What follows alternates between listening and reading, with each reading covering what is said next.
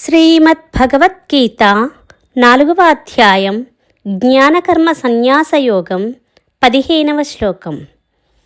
ఏవం జ్ఞాత్వా కృతం కర్మ పూర్వైరపి ముముక్షుభిః కురు కర్మైవ తస్మాత్ త్వం పూర్వైః పూర్వతరం కృతం.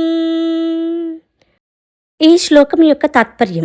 శ్రీకృష్ణుడు పలికెను, ఓ అర్జున, ప్రాచీనులైన ముముక్షువులు ఈ విధంగా నా తత్వరహస్యమును తెలుసుకుని కర్మలను ఆచరించిరి.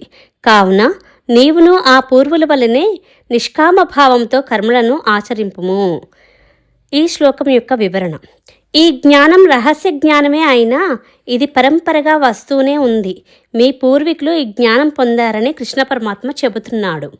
ఓ అర్జున, ప్రాచీనులైన ముముక్షువులు ఈ విధంగా తెలుసుకుని కర్మల నుంచి పారిపోలేదు. వారు గృహస్థులుగా ఉండి రాజ్యభారాన్ని నిర్వహించేవారు. కర్మలు చేశారు కానీ అంతర్గతంగా శాంతిని పొందారు. నీ పూర్వీకులు చేయగాలేనిది నువ్వెందుకు చేయకూడదు? అందువల్ల నువ్వు కూడా కర్మ చెయ్యి. గృహస్థాశ్రమంలో ఉండిపోయి కర్మ చెయ్యి. అంతేకాని సమస్యలు వస్తే పారిపోయి సన్యాసం స్వీకరించడం గొప్ప కాదు. జ్ఞానం కోసం తపనతో స్వీకరించాలి. అందువల్ల నీ పూర్వీకులు ఎటువంటి కర్మలైతే చేశారో ఆ కర్మలు చెయ్యి అంటున్నారు. పూర్వం కర్మలు జాతిపరంగా ఉండేవి కాబట్టి అవి సూచిస్తున్నాడు కృష్ణ పరమాత్మ. హరే కృష్ణ.